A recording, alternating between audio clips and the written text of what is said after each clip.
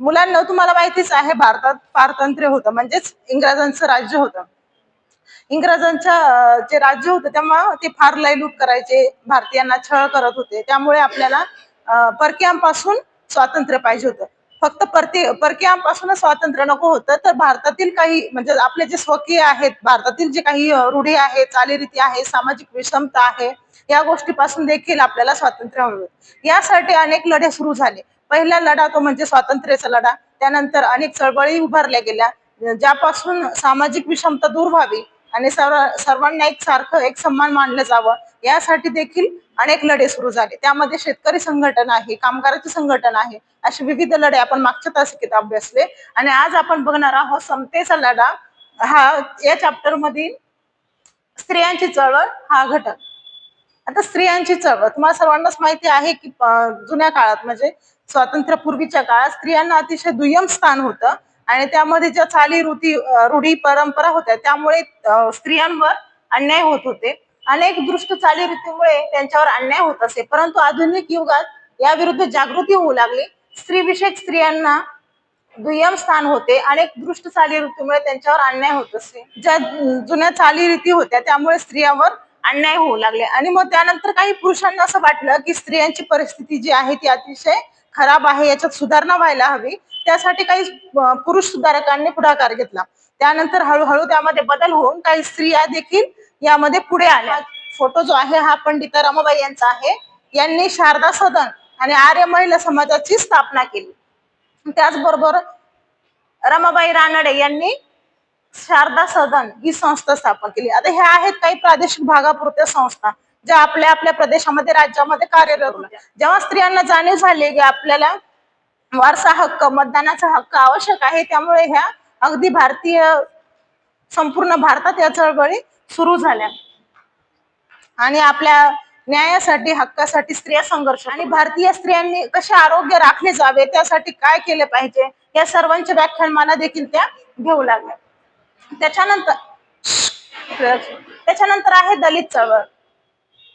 स्त्रियांची चळवळ जेव्हा होते त्यानंतरच दलितांची देखील चळवळ सुरू होते. तुम्हाला माहितच आहे की भारतामध्ये समाज व्यवस्था ही 4 वर्णामध्ये विभागलेली होती. पहिला वर्ण होता ब्राह्मण, नंतर वैष्णव, वैश्य आणि शूद्र. दलितांना अस्पृश्यता जी जास्त प्रमाणात होती भारतामध्ये, विषमता जास्त होती, त्या अस्पृश्यतेला लढण्यासाठी सर्वात महत्वाचे कार्य महात्मा ज्योतिराव फुले आणि त्यांचा जास्त प्रभाव असणारे नारायण गुरु, त्याचबरोबर गोपाळ बाबा वलंकर आणि शिवराव कांबळे यांनी निर्मूलनाचे कार्य केले. भ्रामक समजुती नष्ट करणे हा त्यांच्या कार्याचा दुसरा भाग होता. जे विठ्ठल महर्षी रामजी शिंदे आहेत, त्यांनी भारतातले जे दलित तरुण आहेत त्यांना सुशिक्षित, स्वाभिमानी होण्यासाठी आणि तसेच त्यांनी उद्योगी बनावे यासाठी त्यांनी कार्य केले. त्यानंतर आहे राजश्री शाहू महाराज. राजश्री शाहू महाराज हे कोल्हापूर संस्थानचे राजे होते. त्यांनी त्यांच्या संस्थानामध्ये मोफत आणि प्राथमिक शिक्षण हे सक्तीचे केले. त्याचबरोबर जातीभेद निर्मूलनासाठी त्यांनी भरीव कार्य केले.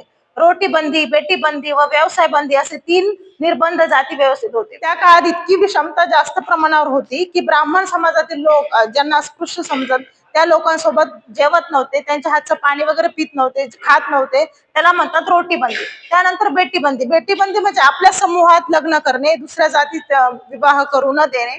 आणि तिसरा आहे व्यवसाय बंदी. व्यवसाय बंदी म्हणजे तुम्हाला माहितच असेल की आपल्या वडिलांचा, पूर्वजांचा जो काही व्यवसाय असेल तोच पुढे मुलगा काय सुरू ठेवायचा. तर ह्या तिन्ही ज्या गोष्टी आहेत त्यावर बंदी आणून राजश्री शाहू महाराजांनी हा निर्णय घेतला की हे तिन्ही जे आहेत ते त्याच्यावर निर्बंध लादले गेले. जे पहिले 12 बलुतेदार होते म्हणजे ज्या त्या समाजाने ते कार्य करणे असं होतं. ज्या समाजाचा व्यवसाय आहे तोच समाज पुढे तो व्यवसाय चालवत असे. पण मग शाहू महाराजांनी असा कायदा केला की कोणताही व्यक्ती कोणताही व्यवसाय करू शकतो. जी बलुतेदारी होती ती नष्ट करण्यात आली. त्यानंतर डॉक्टर बाबासाहेब आंबेडकर यांच्या नेतृत्वाखाली दलितांच्या संघर्षाला सुरुवात झाली. स्वातंत्र्य, समता व बंधुता या तत्वावर समाजाची उभारणी करण्याची आंबेडकरांचे ध्येय. बाबासाहेब आंबेडकरांच्या नेतृत्वाखाली दलितांच्या संघर्षाला मोठ्या प्रमाणावर सुरुवात झाली. त्यानंतर त्यांचं असं म्हणणं होतं की स्वातंत्र्य, समता आणि बंधुता या तत्वावरच समाजाची उभारणी होऊ शकते.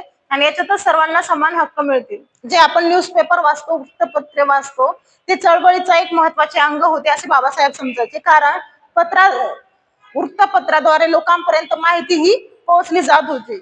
जे दलितांचे प्रश्न आहेत ते प्रश्न प्रभावीपणे संसदेत मांडण्यासाठी डॉक्टर बाबासाहेबांनी शेड्यूल कास्ट फेडरेशनची स्थापना केली. आता सध्या आपण जे बघतोय सगळीकडे समानता आहे, समता आहे, तर यासाठी बाबासाहेब आंबेडकरांनी उल्लेखनीय कार्य केलेले आहे. आणि अशाच जे स्त्रियांची चळवळ, कामगारांची चळवळ, दलितांची चळवळ, हे जे लढे उभारले गेले, ह्या लढ्यांमुळे आधुनिक भारताची जी समता आहे त्यामध्ये जडणघडणीमध्ये महत्वाचे स्थान आहे.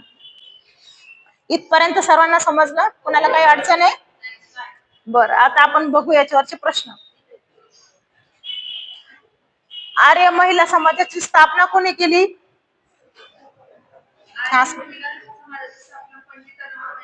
अगदी बरोबर, आर्य महिला समाजाची स्थापना पंडिता रमाबाई यांनी केली. दुसरा प्रश्न, कोणत्या संस्थानात बलुतेदारी पद्धत नष्ट करण्यात आली? कोण सांगेल? बरोबर, कोल्हापूर संस्थानामध्ये बलुतेदारी पद्धत नष्ट करण्यात आली. कोल्हापूर हे कोणाचे संस्थान होते?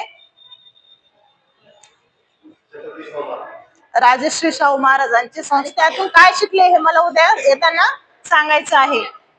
ओके.